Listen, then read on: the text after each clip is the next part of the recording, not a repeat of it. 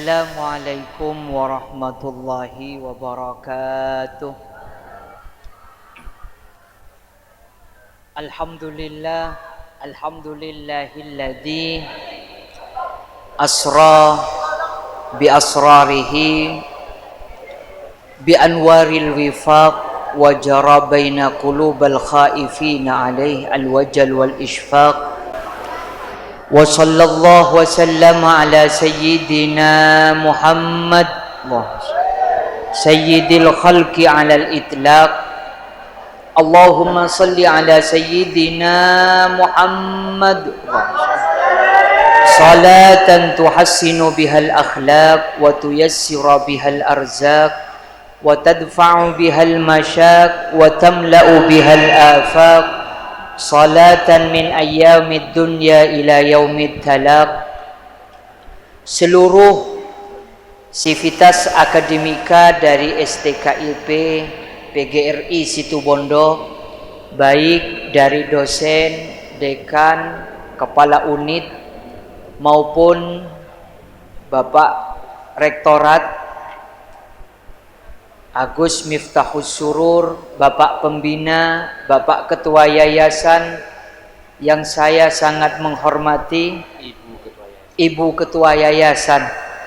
Alhamdulillah saya diingatkan, karena Bapak Pembina dengan Ibu itu belum punya Bapak.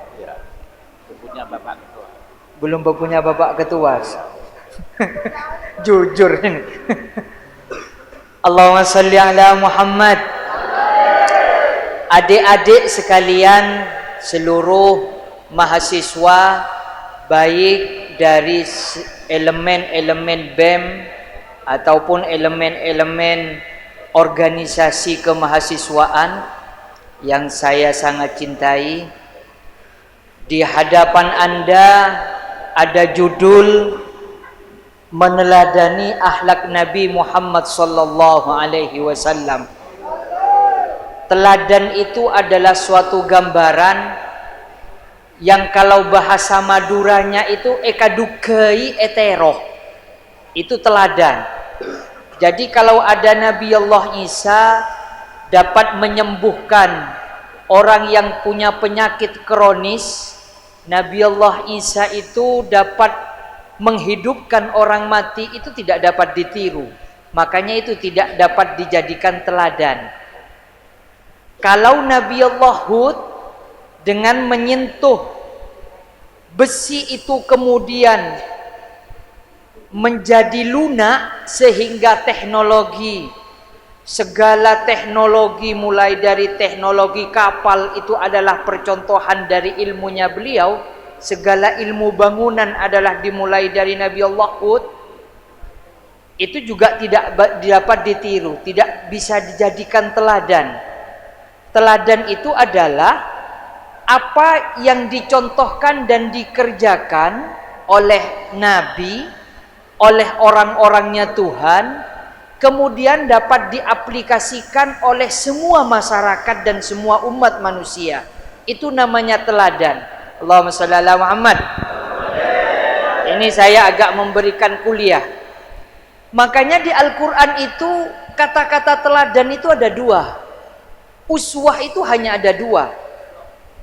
Uswah itu ada pada Nabi Allah Ibrahim, ada pada Nabi Allah Muhammad. Laqad kana lakum fi rasulillahi uswatun hasanah.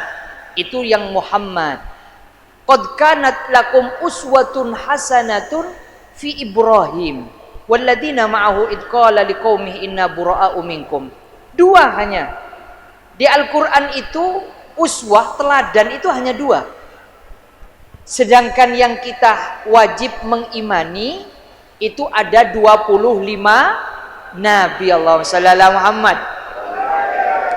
Jadi saya sengaja tadi pamitan kepada Bapak Ketua, saya mau pakai bahasa Madura apa bahasa Indonesia? Bahasa Indonesia saja. Karena banyak yang ada juga yang dari Jawa. Ada juga yang dari keturunan Sulawesi.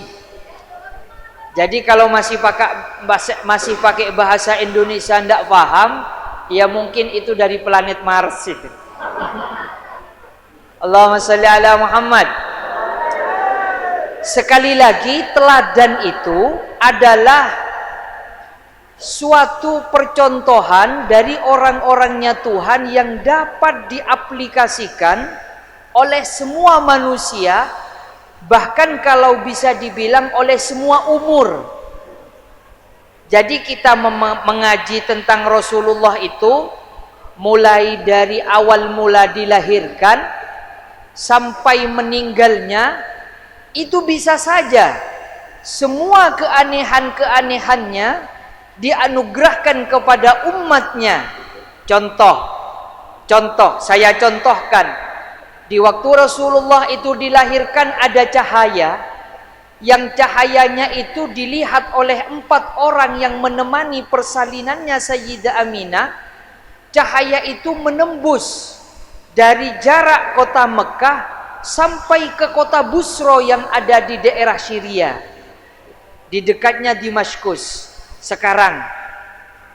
Itu terjadi juga pada waktu kelahiran umatnya yang sekaligus terus bisa menjadi ulama, pada waktu kelahirannya Imam Syafi'i.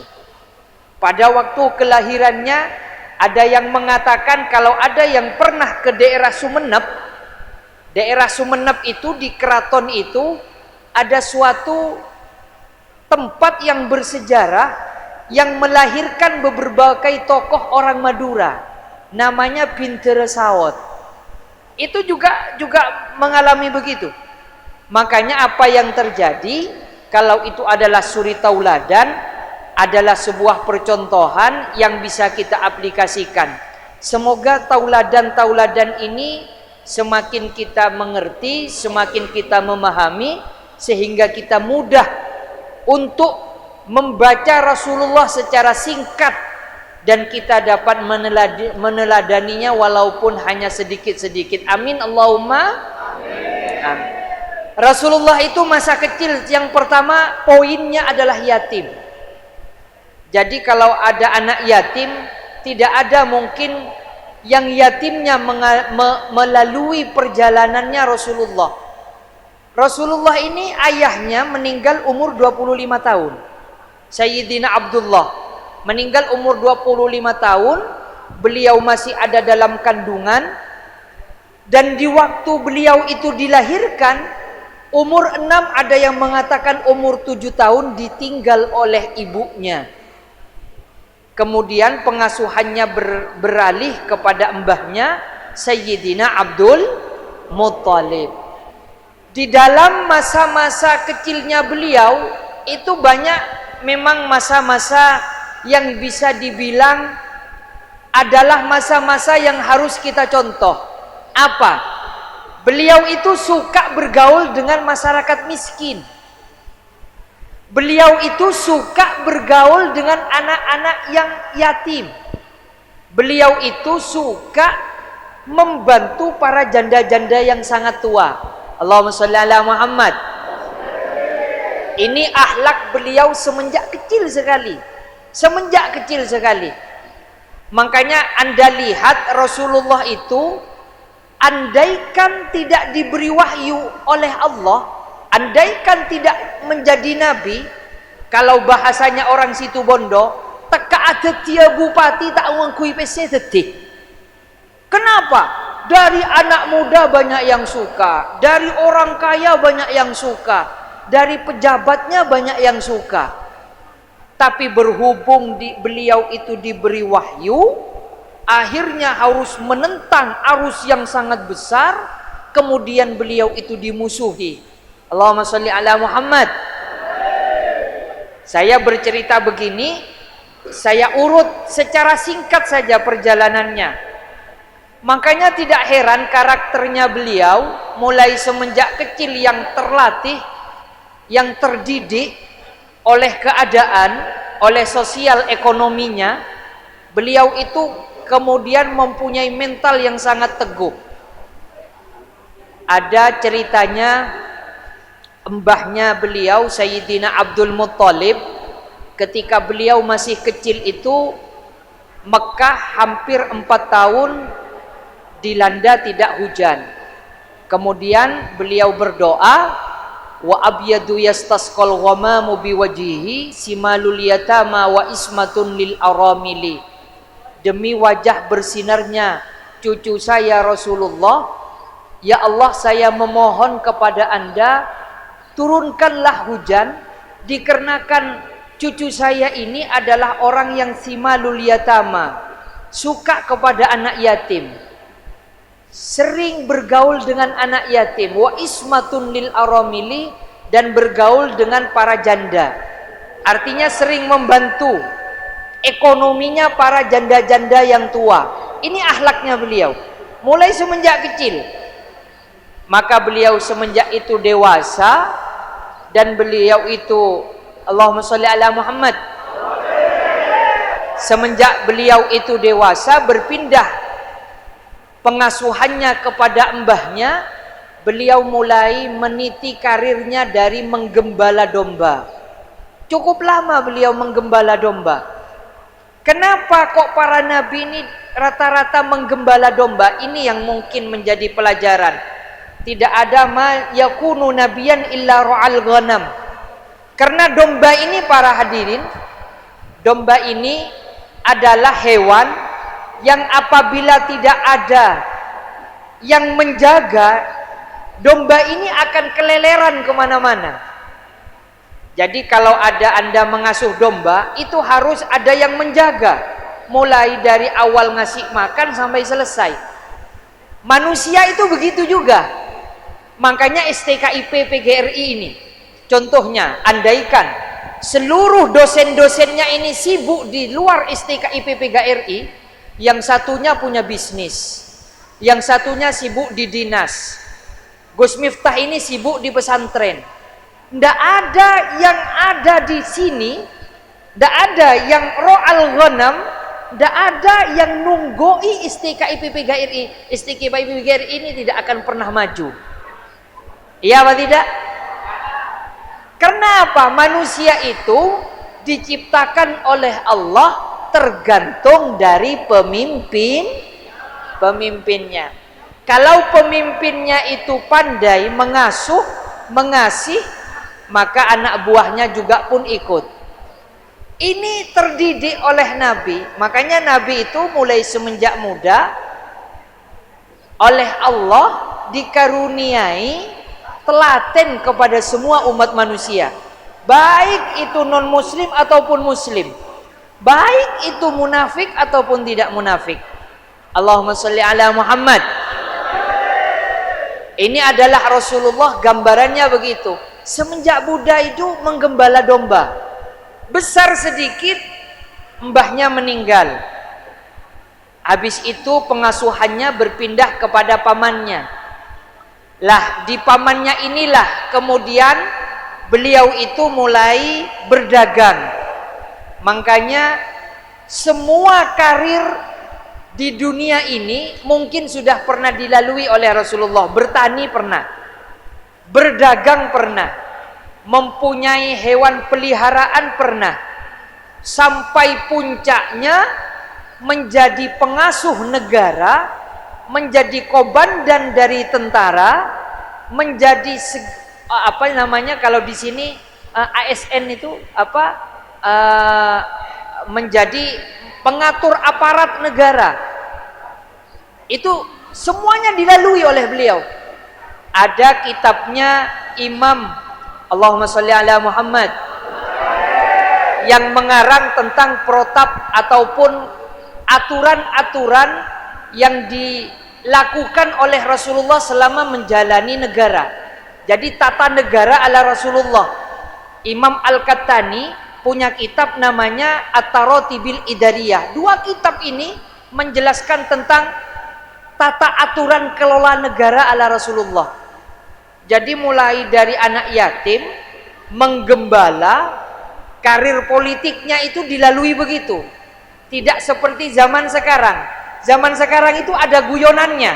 Saya pernah ke temen, itu punya 2 anak. Anaknya yang pertama cerdas, di kelas selalu juara kelas.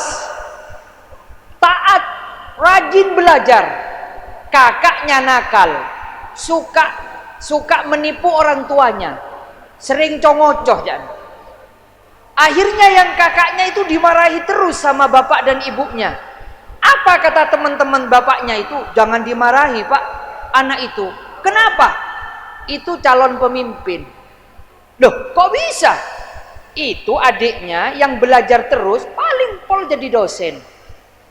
Lah kalau kakaknya itu yang suka nipu, habis itu jadi ketua partai politik, habis itu jadi bupati, calon pemimpin. Dari saking menggambarkan rusaknya zaman ini sampai mengatakan begitu. Jadi kalau menjadi pemimpin harus suka nah itu katanya dia begitu. Allahumma sholli ala Muhammad. Jadi kalau pinter paling pol jadi dosen, habis jadi dosen jadi dekan, paling pol jadi rektor. Coba kalau suka menipu, habis itu bisa masuk caleg, jadi ketua partai, ya enggak? Ini dari saking rusaknya zaman. Makanya karir politik ini tidak dilalui oleh Rasulullah. Rasulullah itu bukan politisi. Rasulullah itu betul-betul menjadi tokoh masyarakat yang menjadi pengerat umat, yang menjadi pemersatu umat, sehingga semua apa yang dilakukan Rasulullah semenjak kecil sampai besar itu adalah gambarannya segala karir lapisannya umat. Makanya mulai dari semenjak kecil dilalui begini. Semoga banyak barokah dan manfaatnya. Amin Allahumma. Setelah dalam pengasuhannya Abu Thalib, beliau itu kemudian oleh pamannya atas keinginan lamaran dari istrinya. Jadi Rasulullah itu punya istri Sayyidah Khadijah, bukan Rasulullah duluan yang kepingin. Nggak kayak anak muda ini. Biasanya kalau anak muda sekarang ini, ya kalau nggak nyari cewek duluan katanya nggak takut nggak laku-laku. Kalau nggak laku-laku bukan laki-laki katanya gitu. Rasulullah itu yang kepingin duluan itu yang wanita, Sayyidah Khadijah. Yang kepingin duluan, mana ada anak muda sekarang yang kepingin duluan, wanita dulu. Dan Anda kalau melihat kelasnya Sayyidah Khadijah ini miliuner, orang yang sangat kaya, pernah dilamar oleh Raja Persia menolak, pernah dilamar oleh gubernur Ethiopia Habsyi menolak, pernah dilamar oleh orang paling kayanya Jazirah Arab yang ada di Aden Yaman menolak. Hanya ingin bersuami dengan seorang yang miskin, dikarenakan pada waktu itu pernah terdengar viral dapat menyatukan para pembesar Mekah lewat peletakan batu Hajar Aswad. Jadi semua kabilah Arab itu gengsinya tinggi, dan yang menundukkan dan yang mengumpulkan gengsi-gengsi itu tunduk kepada Rasulullah, tunduk kepada Muhammad yang sebelum jadi nabi. Saya yang harus meletakkan Hajar Aswad ini ke Baitullah karena saya dari kabilah Kinanah, dan saya paling banyak pendukungnya, paling banyak rakyatnya. Yang satunya dari Robi'ah nggak terima. Saya yang harus meletakkan karena saya yang paling kaya. Yang satunya mengatakan saya yang harus meletakkan karena saya yang paling banyak berjasa. Ini nggak akur ini. 4 orang ini kemudian ditawarkan, kalau begitu bagaimana kalau kita rembuk saja kepada Muhammad? Kalau Muhammad yang meletakkan, mau kamu? Mau. Kamu, kalau Muhammad yang meletakkan, mau. Karena Muhammad terkenal mulai semenjak kecil tidak mempunyai tendensi politik apapun. Allahumma sholli ala Muhammad.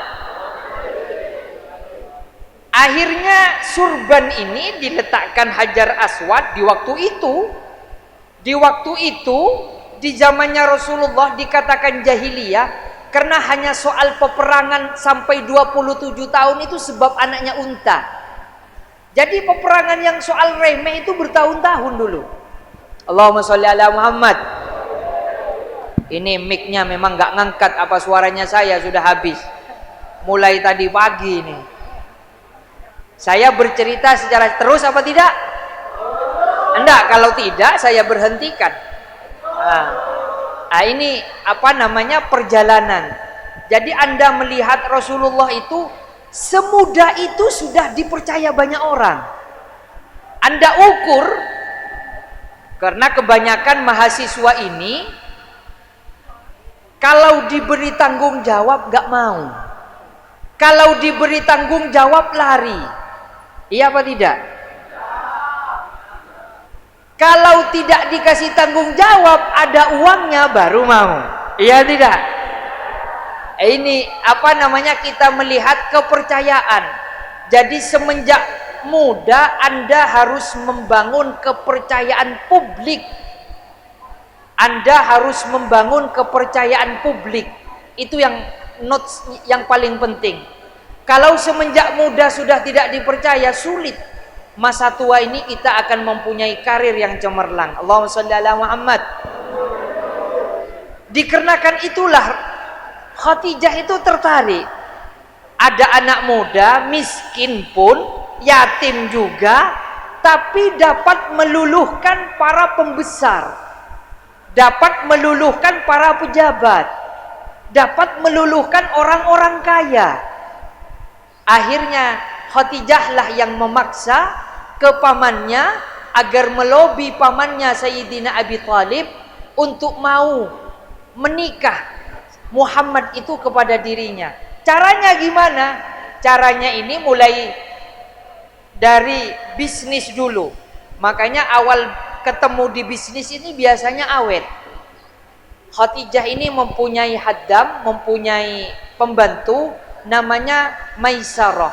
Maisarah inilah yang kemudian diutus untuk berbisnis dengan Rasulullah. Berbisnis itu dibisiki sama Khadijah, apapun yang terjadi di Muhammad, engkau harus mengatakan kepada saya. Akhirnya bisnis ini hasil, sukses. Bahkan katanya Maisarah, tidak pernah terjadi saya selama membantu Anda bos, bisnisnya hasil 3 kali lipat, 4 kali lipat begini. Kemudian semakin tertariklah Khadijah dan akhirnya terjadi. Dan yang mengakad pada waktu itu pamannya Sayyidina Abi Thalib. Pernikahan ini antik. Ada wanita yang sangat kaya kawin dengan seorang pemuda yang sangat miskin. Allahumma sholli ala Muhammad. Ini apa resep keutuhan keluarga. Kaya lebih tua lagi dan janda lagi, karena Sayyidah Khadijah ini pernah kawin dengan seorang suami, punya anak 1, tapi miliuner. Ini akhlaknya Sayyidah Khadijah, segala apa yang dia miliki dia tanggalkan hanya untuk mengabdi kepada seorang muda Muhammad. Kekayaannya bisa dibilang nggak dipakai, kebangsawanannya, gengsinya diturunkan. Makanya 13 tahun perkawinan itu luar biasa. Yang sangat luar biasa, Khadijah ini pernah mendapat salam dari Allah melalui malaikat Jibril. Wahai Muhammad, sampaikan salamnya Allah kepada Khadijah yang lagi ada di dapur. Makanya ibu-ibu ada di dapur itu sudah sunnatullah sebetulnya. Walaupun ada wanita-wanita yang berkarir, tapi tidak boleh meninggalkan soal dapur, kasur dan sumur. Allahumma shalli ala Muhammad. Pernikahan ini 13 tahun ada di Mekah, 23 tahun keluarganya Rasulullah ini dikaruniai anak-anak yang sangat cerdas, yang kemudian hanya 1 yang kemudian menolorkan keturunannya melalui Sayyidah Fatimah. Makanya kalau kita melihat akhlaknya beliau sangat dipuji, dikarenakan jangankan Allah yang sangat memuji dan itu sangat luar biasa, orang bumi pun sebelum jadi nabi sudah mengakui bagaimana tingkat bahasanya itu kredibilitas, tingkat diterima publiknya Rasulullah itu luar biasa semenjak muda. Makanya zaman sekarang itu kalau ingin meneladani Rasulullah, karakternya itu harus diterima semua pihak. Yang pertama. Yang nomor 2 harus mempunyai kejujuran. Yang nomor 3 harus prinsipnya kuat, tidak dapat dibeli oleh uang. Yang nomor 4 itu sebagai orang yang mengasihi, tidak memilih pergaulan. Baik itu, makanya di NU itu ada istilahnya ukhuwah basyariyah. Ukhuwah basyariyah itu diambil dari sejarah. Hadisnya sebetulnya tidak ada itu. Ukhuwah basyariyah, ukhuwah wataniyah itu tidak ada. Ya cuma di Al-Quran itu Rabbi adkhilni mudkhala sidqin. Tapi ukhuwah basyariyah itu diambil dari sejarahnya Rasulullah. Bagaimana beliau itu tidak memilih, bagaimana beliau itu mengasihi semua. Semoga cerita ini banyak barokahnya, banyak manfaatnya. Lebih-lebih para hadirin sekalian, ada yang mengatakan para orang-orangnya Allah itu apabila sejarahnya Rasulullah itu dibacakan, katanya di situ pasti ada malaikat yang mengaminkan doanya orang-orang yang mendengar. Karena Rasulullah itu mulai semenjak kecil diiringi oleh malaikat, diiringi oleh Jibril yang kemudian menampakkan diri ketika beliau umur 7 tahun ada di Bani Halimah Sa'diyah. Yang ada peristiwa pertamanya beliau itu dibedah dadanya. 3 kali mengalami pembedahan dada, diisi wahyu, diisi air. Yang pertama itu adalah di peristiwanya beliau ada di Bani Sa'ad. Semoga ini banyak barokahnya, dan saya yakin di antara yang mendengarkan ini ada yang faham dan ada yang mengamalkan. Amin Allahumma. Wa ala hadhihi niyah bisirril Fatihah.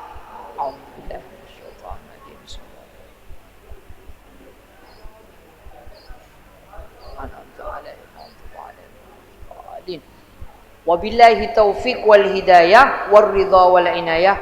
Wassalamualaikum warahmatullahi wabarakatuh.